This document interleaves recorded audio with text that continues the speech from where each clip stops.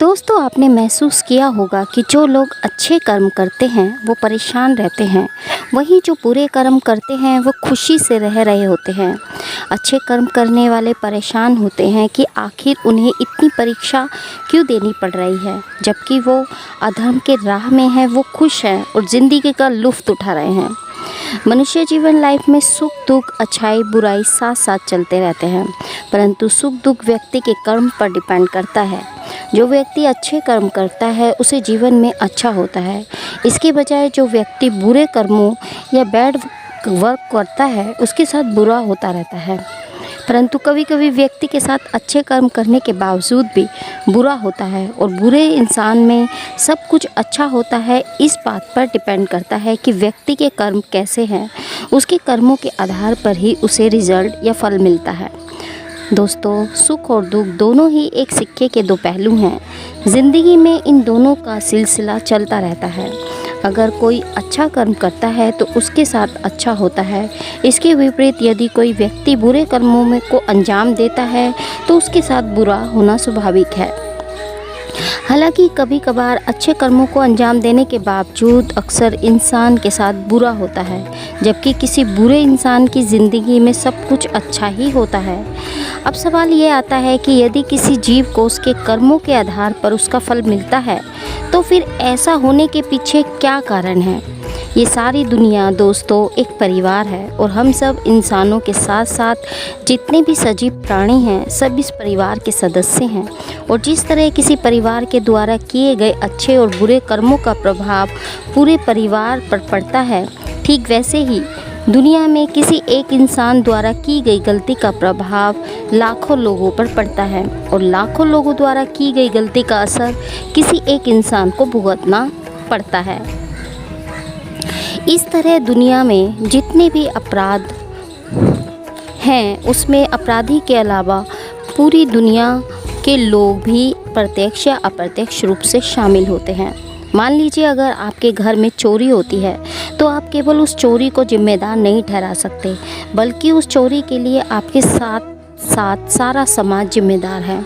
क्योंकि दुनिया की कोई भी माँ किसी चोर को जन्म नहीं देती। जन्म तो वो एक मासूम बच्चे को देती है, फिर वह मासूम बच्चा चलना फिरना बोलना चोरी करना सब कुछ इस दुनिया से ही सीखता है। यानी कि दुनिया में जितने भी अपराधी हैं उनको अपराधी बनाने में उनके माता पिता, उनके गुरुजन और हमारे समाज का भी योगदान होता है। ज़रा सोचिए, जिस घर में बच्चे सुबह उठकर स्मार्टफोन पर अश्लील वीडियो देखते हैं, टीवी पर अश्लील विज्ञापन देखते हैं, तो फिर उस घर के, उस समाज के बच्चे दुष्कर्मी नहीं बनेंगे। जिस समाज में बच्चों को केवल अमीर बनने की शिक्षा दी जाती है, केवल पैसा कमाना सिखाया जाता है, वह बच्चा बड़े होकर पैसे कमाने के लिए गलत तरीके अपनाने लगे तो उसके लिए केवल उसे ही दोषी कैसे ठहराया जा सकता है। वैसे ही दोस्तों, आज कहीं कुछ गलत होता है तो हम सब एक दूसरे को दोष देने लगते हैं, परंतु कोई उसकी जिम्मेदारी लेने को तैयार नहीं होता। दरअसल हम लोगों को लापरवाही की ऐसी आदत लगी हुई है कि कोई सुधरने को तैयार नहीं है। सुबह से लेकर शाम तक हर काम में लापरवाही। सबका बस एक ही वसूल है, बस अपना काम होना चाहिए, बाकी दुनिया जाए पहाड़ में। कोई यह नहीं सोचता कि इस छोटी छोटी लापरवाही का हमारे आने वाली पीढ़ी पर कितना भयानक प्रभाव पड़ने वाला है। इसलिए दिन पर दिन दुनिया में अपराध बढ़ते जा रहे हैं। भगवद गीता में भी श्री कृष्ण ने अर्जुन को बताया है। मैं आपको एक स्टोरी सुनाती हूँ जिससे आपका क्वेश्चन का आंसर आपको सही तरीके से मिल सके। तो सुनिए। एक बार किसी जंगल में एक लड़का नदी किनारे घूम रहा था। तभी उसने एक दुखी और हताश स्वर में किसी के रोने की आवाज़ सुनी। उसने देखा कि एक मगरमच्छ जाल में उलझा हुआ है और मदद के लिए पुकार रहा है। वह लड़का उसकी मदद करना चाहता था, परंतु उसे उस पर संदेह भी था। मगरमच्छ लड़के को बोलता है कि कृपया मेरी मदद करो, मुझे बचा लो, मुझे रिहा कर दो। लड़का कहता है कि अगर मैं आपकी मदद करता हूँ तो आप आज़ाद होते ही मुझे खा लेंगे। मगरमच्छ रोने लगता है, बोलता है, मैं उस व्यक्ति को कैसे खा सकता हूँ जिसने मेरी जान बचाई। इस विशाल वन में बहुत से जीव जंतु हैं जिन्हें मैं खा सकता हूँ। आप विश्वास रखें, मैं आपको कोई हानि नहीं पहुँचाऊँगा और सदैव आपका ऋणी रहूँगा। लड़के को दया आ गई और उसने जाल काटना शुरू कर दिया। जैसे ही मगरमच्छ का सिर जाल से बाहर आया, उसने लड़के के पैर को अपने जबड़े में ले लिया। मगरमच्छ बोलता है, मैं बहुत दिनों से भूखा हूँ, तुम एक अच्छे शिकार हो। लड़का कहता है, ये क्या बात हुई, मैंने तो तुम्हारे साथ अच्छा किया है, मेरी भलाई का अच्छा सिला दे रहे हो तुम। मगरमच्छ बोलता है, मैं क्या कर सकता हूँ, यही दुनिया का दस्तूर है। लड़का रोते हुए बोलता है, यह अनुचित है, अन्याय है।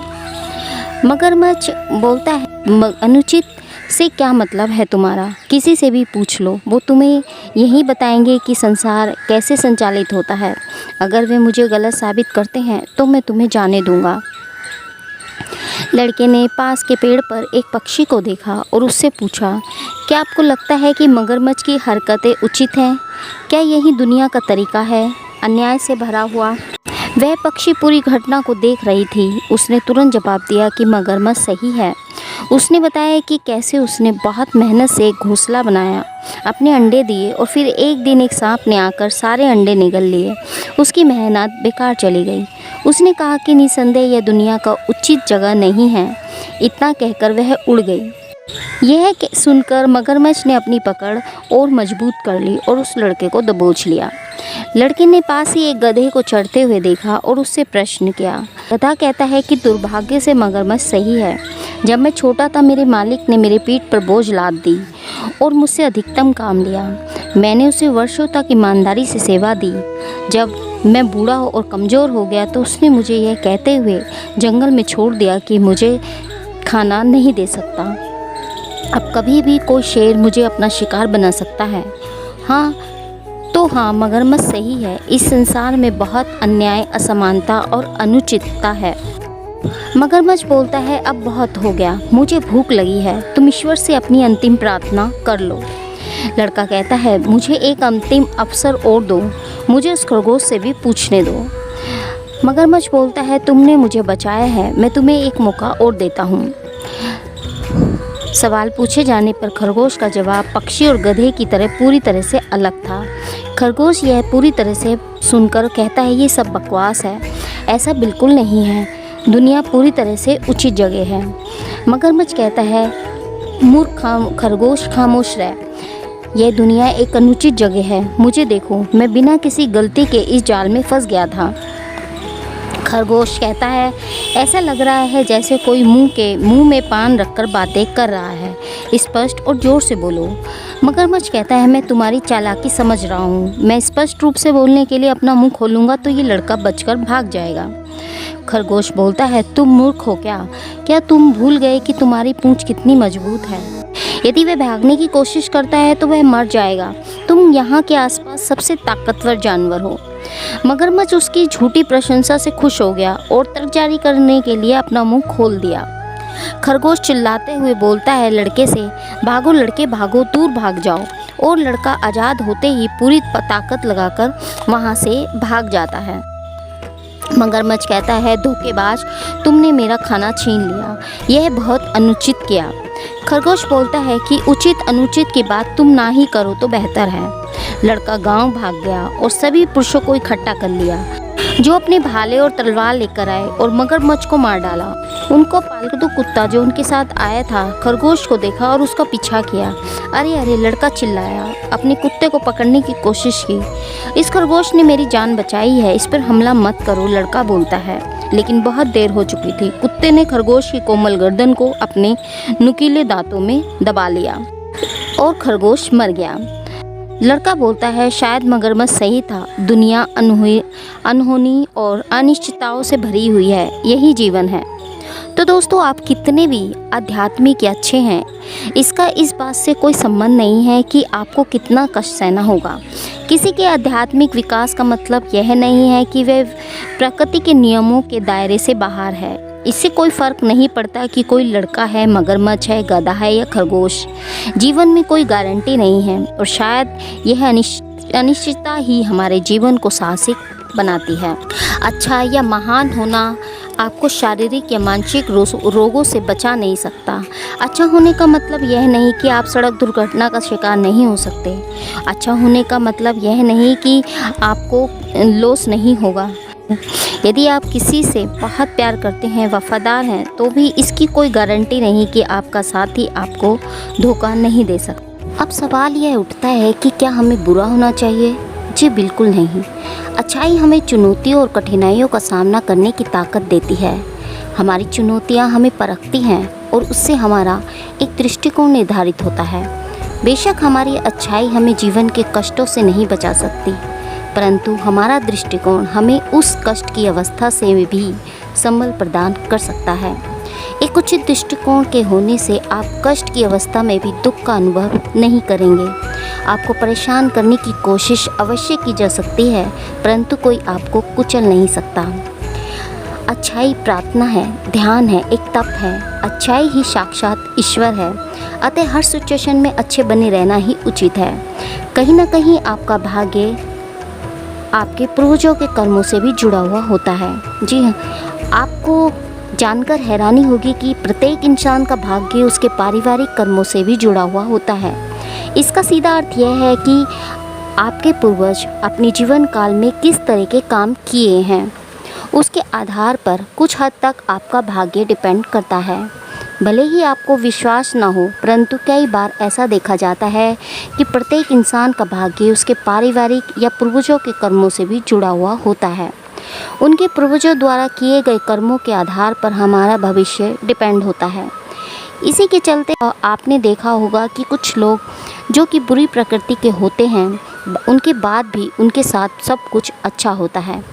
ऐसा इसलिए होता है क्योंकि पास्ट में उनके पूर्वजों ने निश्चित रूप से अच्छे कर्म किए होंगे। इसके विपरीत सीधे साधे भले लोगों के साथ बुरा इसलिए होता है क्योंकि शायद उनके पूर्वजों ने किसी का दिल दुखाया होगा या कुछ बुरा काम किया होगा। इसलिए यह देखा जाता है कि कुछ अच्छे लोगों के साथ बुरा और बुरे के साथ अच्छा होता रहता है। लेकिन यह सत्य है कि जो लोग अच्छा करते हैं उनको अच्छा मिलता है और जो बुरा कार्य करते हैं उनके जीवन में बुराइयां ही मिलती हैं। दोस्तों, अच्छे लोग अक्सर देखा होगा कि दुखी ही रहते हैं। इसके पीछे क्या कारण है? तो स्पष्ट देखा जाए तो इन लोगों का दुखी होने का कारण अत्यधिक दया भाव और दूसरे के प्रति टेंशन या चिंता होती है। अच्छे लोग दूसरों के लिए हमेशा दुखी रहते हैं और इसलिए उनके मुख पर हमेशा दुख की भावनाएं स्पष्ट रहती हैं। सही मायने में देखा जाए तो इस दुनिया में अच्छे और बुरे की कोई परिभाषा नहीं है। केवल मानवीय व्यवहार की सिचुएशन ही अच्छे और बुरे की पहचान कराती है, जिसके लिए व्यक्ति की तत्काल सोच, सक्रियता और हालात जिम्मेदार होते हैं। हमारा समाज ऐसे व्यक्तियों को बहुत ही अच्छा व्यक्ति मानता है जो समाज में दूसरे की हेल्प करते हैं, दूसरों को खुश करने के लिए हर संभव प्रयास करते हैं और ज़रूरत पड़ने पर भी किसी के काम तुरंत आते हैं। इस प्रकार के व्यक्तियों को समाज में अच्छे व्यक्ति की श्रेणी में रखा जाता है। समाज में ऐसे लोगों को बहुत अच्छा मानते हैं जो व्यक्ति अपनी ज़रूरतों को एक साइड करते हुए दूसरे के लिए पीछे नहीं होते, उनके काम आते हैं। उनके अंदर किसी प्रकार का स्वार्थ भी नहीं होता है। दोस्तों, अच्छे लोग समाज के प्रति, लोगों के प्रति दयालुता का भाव रखते हैं और अपनी प्रॉब्लम्स को किनारे रखते हुए दूसरों के दुख दर्द को बांटने में हाथ बटाते हैं। ये व्यक्ति दूसरे के विषय में हर वक्त सोचते हैं। ऐसे व्यक्ति के मुंह से हमेशा जब किसी का कुछ नहीं मदद कर पाते तो उन्हें स्वयं पर बड़ा अफसोस होता है कि और वो मन ही मन सोचते रहते हैं कि आज मैंने उस व्यक्ति की हेल्प नहीं की और वो गिल्ट में आ जाता है, दुखी हो जाते हैं। दोस्तों, जो व्यक्ति अच्छे, दयालु और समाज सेवी होते हैं, जिन व्यक्तियों ने कभी भी किसी प्रकार का स्वार्थ नहीं होता, वह अपनी परवाह करते हुए भी दूसरे के लिए निस्वार्थ भाव से काम करते हैं। ऐसे लोगों की प्राथमिकता रहती है कि वे किसी भी प्रकार के व्यक्ति के गम में, दुख दर्द में हमेशा शरीक रहें।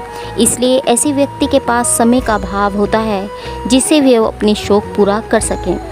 समाज में कुछ ऐसे व्यक्ति अच्छे होते हैं जो दूसरों के लिए सब कुछ न्यौछावर कर देते हैं। वह अपने सपनों के लिए कुछ नहीं करते, परंतु ऐसे लोगों को अपने विषय में ज़रूर सोचना चाहिए, क्योंकि अपने विषय में भी सोचना स्वार्थ नहीं है। परमात्मा के लिए आप सब कुछ करें, यह सही है, पर अपने लिए भी थोड़ा ना थोड़ा समय ज़रूर निकालें। अच्छे लोग समाज के लिए सब कुछ करते हैं, परंतु अपने लिए यदि कुछ पूरा करना भूल जाते हैं तो यह भी एक प्रकार की उनकी इंसानी जिम्मेदारी से दूर होना ही है। इसलिए हमेशा अपनों के प्रति भी जिम्मेदार रहें, समाज के लिए अच्छे बने। व्यक्ति समाज में अच्छे काम करता है और कभी कभी उसको इसी प्रकार की भी उम्मीद रहती है कि अगला व्यक्ति भी उसके साथ अच्छा करेगा। तो यह बिल्कुल भ्रम नहीं करना चाहिए, क्योंकि आवश्यक नहीं कि जब आप किसी के साथ कुछ अच्छा कर रहे हैं तो वह भी आपको हेल्प करे या किसी प्रकार का सम्मान दे, यह आवश्यक नहीं है। इसलिए अच्छे लोग किसी प्रकार की उम्मीद नहीं करते, बल्कि वह निस्वार्थ भाव से दूसरे के प्रति कार्य करते रहते हैं। इन्हें समाज अच्छा व्यक्ति मानता है। इस प्रकार के व्यक्ति कभी जीवन में दुखी नहीं होते और ना ही कोई इच्छा रखते हैं कि इसके बदले यदि कोई व्यक्ति यह भावना रखता है कि वह उसके लिए काम आएगा, यह एक प्रकार का स्वार्थ होता है, तो आपके लिए दुख का कारण बन जाएगा। हालांकि इसके साथ ही सबसे बड़ा सत्य यह है कि इन सारी चीज़ों से इंसान को कभी भी बेहद खुश या विचलित नहीं होना चाहिए, क्योंकि अंत में इंसान के खुद के कर्म से उसके भाग्य का निर्धारण होता है। जो ऐसा बोएगा वैसा ही काटेगा। अपने कर्मों का फल इंसान को निश्चित रूप से मिलता है, बस यही समय का इंतज़ार करना होता है। श्री कृष्ण ने अर्जुन से कहा भी, भगवत गीता में कहा भी है कि हे पार्थ, मैं तुम्हें कथा सुनाता हूँ, उसे सुनकर तुम समझ जाओगे कि हर प्राणी को उसके कर्म के हिसाब से ही फल मिलता है। प्रकृति हर किसी को अपनी राह चुनने का मौका देती है। अब वो मनुष्य की इच्छा पर डिपेंड करता है कि उसे धर्म की राह चुननी है या फिर अधर्म की। कथा शुरू करते ही श्री कृष्ण ने कहा, एक नगर में दो पुरुष रहा करते थे। एक पुरुष व्यापारी था, उसके जीवन में धर्म की बहुत महत्व थी। वो पूजा पाठ में यकीन रखता था। वो हर रोज़ मंदिर जाता था और दान धर्म भी करता था और हर रोज़ भगवान की पूजा अर्चना किया करता था। वही दूसरा व्यक्ति बिल्कुल उसके ऑपोजिट था। वो हर रोज़ मंदिर में जाता था, लेकिन पूजा करने नहीं, बल्कि मंदिर से बाहर जो जूते चप्पल होते हैं उन्हें चुराने के लिए। उसे दान और धर्म से कोई लेना देना नहीं था। समय बीतता गया। एक दिन बहुत ज़ोर की बारिश हो रही थी। इस वजह से मंदिर के पुजारी के अलावा वहाँ कोई नहीं था। यह बात जब दूसरे पुरुष को पता चली तो उसने कहा कि ये सही मौका है मंदिर का धन चुराने का। पंडित से नज़र बचाकर उसने मंदिर का सारा धन चुरा लिया। उसी समय धर्म कर्म में विश्वास रखने वाला व्यक्ति भी मंदिर पहुंचा। दुर्भाग्य से मंदिर के पुजारी ने उसे ही चोर समझ लिया और चिल्लाने लगा। वहाँ लोग एकत्र हो गए और उसे बहुत मारा। किसी तरह वो बचते बचाते वहाँ से निकला तो दुर्भाग्य ने उसका साथ वहाँ भी नहीं छोड़ा। मंदिर के बाहर वो एक गाड़ी से टकरा गया और घायल हो गया। फिर वो व्यापारी लड़खड़ाता हुआ घर जाने लगा तो रास्ते में उसकी मुलाकात उस पुरुष से हुई जिसने मंदिर से धन चुराया था। उसने कहा, आज तो मेरी किस्मत चमक गई, एक साथ इतना सारा धन मुझे मिल गया। ये सब देखकर उसे बहुत बुरा लगा और उसने अपने घर से भगवान की सारी तस्वीरें निकाल दी। कुछ सालों बाद दोनों पुरुषों की मृत्यु हो गई। मरने के बाद जब दोनों यमराज की सभा में पहुँचे और भले पुरुष ने दूसरे व्यक्ति को देखा तो उसे बहुत गुस्सा आया। उसने क्रोधित होकर यमराज से पूछ ही लिया, मैं तो हमेशा अच्छे कर्म करता था, दान में विश्वास रखता था, उसके बदले जीवन भर मुझे अपमान और दर्द ही मिला और उस व्यक्ति को नोटों से भरी पोटली। आखिर ऐसा भेदभाव क्यों? इस पर यमराज ने कहा, तुम गलत समझ रहे हो। जिस दिन तुम्हारी गाड़ी से टक्कर हुई थी वो दिन तुम्हारे जीवन का आखिरी दिन था, परंतु तुम्हारे अच्छे कर्मों की वजह से तुम्हारी मौत सिर्फ एक छोटी सी चोट में बदल गई। तुम इस दुष्ट व्यक्ति के बारे में जानना चाहते हो? दरअसल इसके भाग्य में राजयोग था, मगर इसके कुकर्मों और अधर्म की वजह से वो सिर्फ एक छोटी सी धन की पोटली में बदल गया। कथा सुनाने के बाद श्री कृष्ण अर्जुन से कहते हैं, हे पार्थ, क्या अब तुम्हें तुम्हारे सवाल का जवाब मिल गया? ऐसा सोचना कि भगवान तुम्हारे कर्मों को नज़रअंदाज कर रहे हैं, ये बिल्कुल भी सत्य नहीं है। भगवान हमें कब क्या किस रूप में दे रहा है मनुष्य को समझ में नहीं आता है, मगर आप अच्छे कर्म करते रहें तो भगवान की कृपा हमेशा बनी रहती है। इसलिए अपने अच्छे कर्मों को बदलना नहीं चाहिए, क्योंकि उसका फल हमें इसी जीवन में मिलता है। इसलिए मनुष्य का फ़र्ज है कि वो हमेशा अच्छे कर्म करते रहे, क्योंकि श्री कृष्ण ने गीता में भी बताया है कि किसी के द्वारा किया गया कर्म बेकार नहीं जाता है, चाहे वो अच्छा हो या फिर बुरा। भगवान श्री कृष्ण कहते हैं कि भगवान हमें किस रूप में कब क्या देंगे, ये समझ पाना बेहद कठिन होता है। अगर आप अपने अच्छे कर्म कर रहे हैं और बुरे कर्मों से दूर हैं तो भगवान निश्चित ही अपनी कृपा आप पर बनाए रखेंगे। दोस्तों, जीवन में आने वाले दुखों और परेशानियों से कभी भी घबराएं नहीं और कभी भी यह ना समझें कि भगवान हमारे साथ नहीं है। हो सकता है आपके साथ और भी बुरा होने का योग हो, और भी बुरा हो सकता था, लेकिन आपके कर्मों की वजह से आप उनसे बच गए हों। ये भगवान श्री कृष्ण के द्वारा बताई गई इस रोचक कहानी से आपको समझ आ ही गया होगा और आपके मन में चल रहे किसी भी प्रकार के सवाल का उत्तर आपको ज़रूर मिला होगा। तो दोस्तों, इस कहानी से आपको समझ आया गया होगा कि कर्म का हिसाब तो देना ही होता है और अच्छे के साथ बुरा और बुरे के साथ अच्छा क्यों होता है, आप समझ ही गए होंगे। यदि इसके अलावा भी आप डिटेल में कुछ जानना चाहते हैं तो हमें कमेंट बॉक्स में कमेंट जरूर करें। हम आपके सभी प्रश्नों का उत्तर देने की पूरी चेष्टा करेंगे। तो दोस्तों, उम्मीद करते हैं कि हमारे द्वारा दी गई जानकारी आपको पसंद आई होगी। ऐसी ही रोचक जानकारी के लिए जुड़े रहिए हमारे चैनल सोल जर्नी से। मिलते हैं एक नए वीडियो में एक नए टॉपिक के साथ। तब तक के लिए हैप्पी जर्नी दोस्तों।